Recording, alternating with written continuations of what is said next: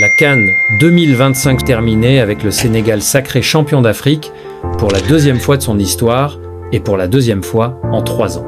Un sacre arraché à la 94e minute grâce à un but décisif pendant que Sadio Mané était élu meilleur joueur du tournoi et Brahim Diaz repartait avec le soulier d'or. Un moment historique pour les joueurs et les supporters, mais derrière cette victoire, une polémique bien plus grande a éclipsé la finale. Une question a commencé à circuler partout sur le continent. La CAN 2025 a-t-elle été truquée? Attention, ici, aucune accusation directe, seulement des faits. D'abord, le Maroc n'était même pas censé organiser cette CAN. À l'origine, l'édition 2025 devait se jouer en Guinée. Mais pour comprendre, il faut remonter à 2019. Le Cameroun devait organiser cette CAN, mais a perdu l'organisation au profit de l'Égypte. En compensation, le Cameroun récupère la CAN 2021. La Côte d'Ivoire, prévue pour 2021, est repoussée à 2023.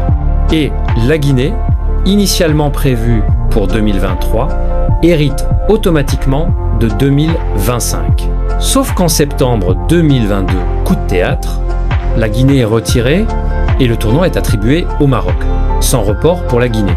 Encore plus surprenant, en comptant la CAN féminine, le Maroc a organisé 4 des 5 derniers grands tournois africains. Un enchaînement qui a fait grincer beaucoup de dents, d'autant plus que le Maroc a souvent bénéficié d'un avantage à domicile. Chez les femmes, le pays n'avait jamais atteint une finale avant 2022. Depuis qu'il organise, il enchaîne les finales tout à domicile. Même les CAF Awards posent question. En 2025, l'entraîneur marocain est élu coach de l'année, alors que le Nigeria vient de remporter la CAN féminine pour la 10e fois. Mais revenons à la CAN 2025 elle-même. Oui, un pays hôte a toujours un avantage. Mais durant ce tournoi, certains arbitrages ont choqué.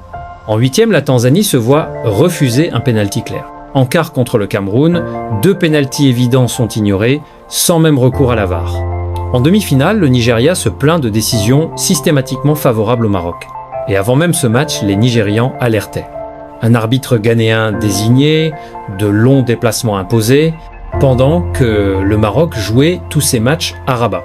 Même l'Algérie affirme avoir été lésée contre le Nigeria, estimant que sa rivalité avec le Maroc a pesé. Arrive alors la finale. Le Sénégal signale plusieurs problèmes à la CAF.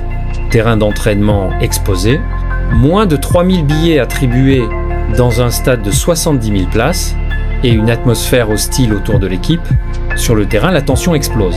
À la 92e minute, le Sénégal marque but refusé pour une faute minime. Le sifflet part avant même l'action, empêchant la VAR d'intervenir. Quelques minutes plus tard, la VAR est utilisée cette fois pour accorder un pénalty au Maroc dans le temps additionnel. Une incohérence totale. Le Sénégal est furieux, les joueurs quittent le terrain en signe de protestation, prêts à accepter toutes les sanctions. Finalement, le pénalty est raté. Le Sénégal revient, marque en prolongation et soulève le trophée. Mais le mal est fait. Jamais une CAN n'avait laissé autant de doutes et fait naître autant de solidarité entre pays contre une même situation. Alors, vraie manipulation ou simple accumulation d'erreurs humaines? Le débat est ouvert. Dis-nous ce que tu en penses en commentaire.